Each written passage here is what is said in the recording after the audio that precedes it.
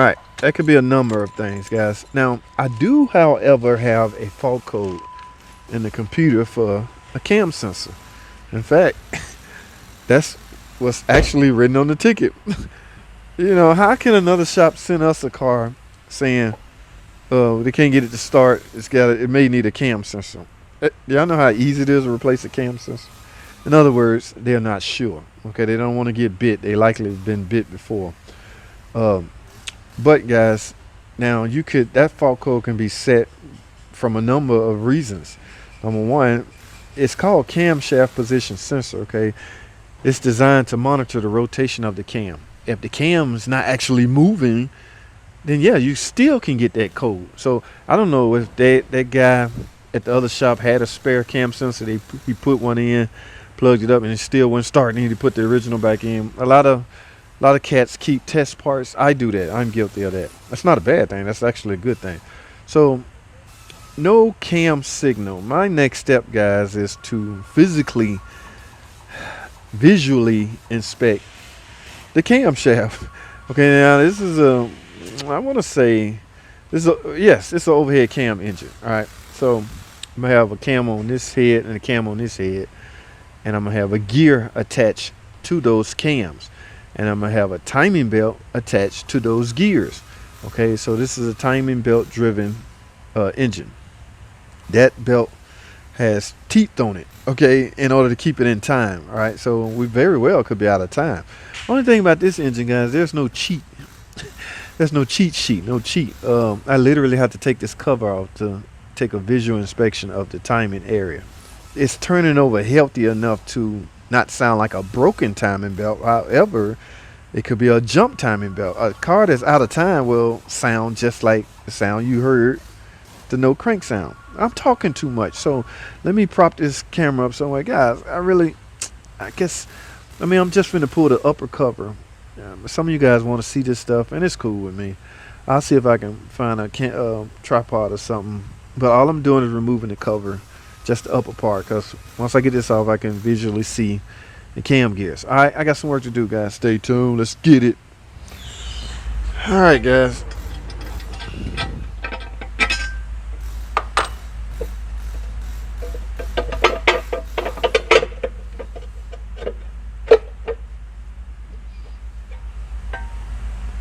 Whoa! Whoa! What in the... Let me take y'all down for a deeper, closer look. Look at this.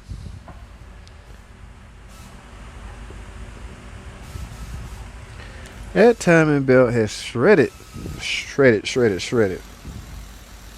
Look at all this, guys. All of this is belt material? Holy crap. Oh man, something had to been living down there. I cannot believe this is all belt. Wait a minute. It's grass. How can a bird or anything get down in there?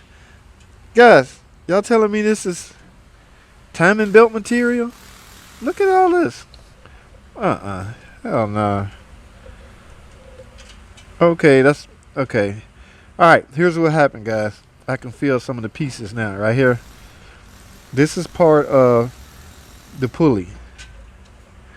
Yep, right here. This pulley came apart. So, I did a video on this a while back, guys. This pulley will go before the damn belt go. So, quite frankly, the belt was killed by the pulley. So, that's why I lowered my timing belt recommendation threshold to 100,000 miles.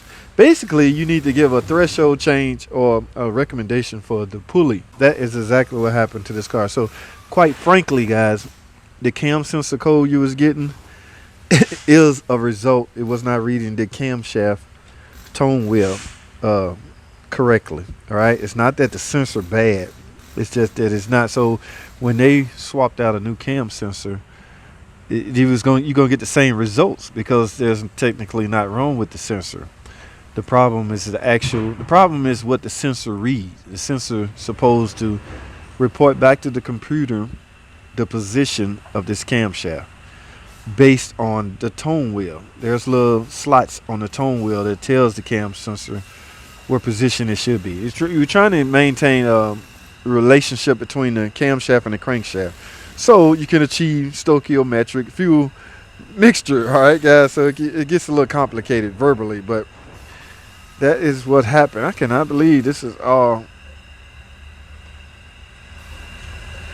timing belt material. Wow.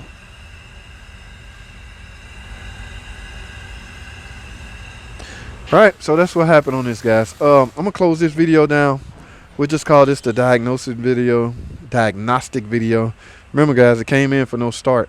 Yes, it spins over, and quite frankly, from the healthiness of the way it sounded, you would be it does not sound like a broken timing belt. And I tell you why. That's because the belt's technically not broken. If the car is out of time. If the belt was broken, you would hear a constant spinning over real fast. The engine will be turning over extremely fast because there's no compression. Because the engine is out of time, who knows the position of piston doing what? And quite frankly, there's a small chance that you may have bent some valves. You don't know until you put a belt on it and start it up.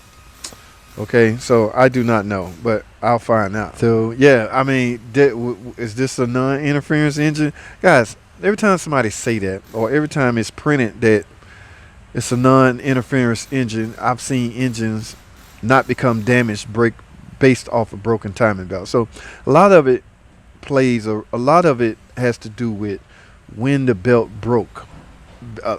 Basically, a lot in this IMO, this is my opinion, okay, RPM. If RPM is extremely low and your belt break, chances are you may not bend the valve. All right, is this valve bent? I don't know. What I will do is simple: put a belt on it before I commit to the water pump and everything. I'm gonna put a belt on it, see if I got some compression.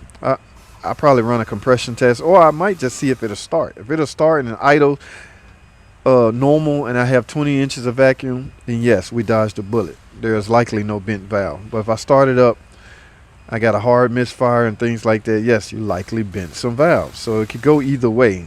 There's no one true way, guys. Depends on the RPM of the engine when the belt broke, in my opinion. A lot of guys will disagree. And it's cool. You can do that. You can disagree, all right? But yeah, I'm gonna close this video if they buy the timing belt. I'll open it back up. We'll talk some more then, guys. All right. But for now, that's all I have. Thanks for watching. Comment, subscribe, and I'll see y'all in the next video.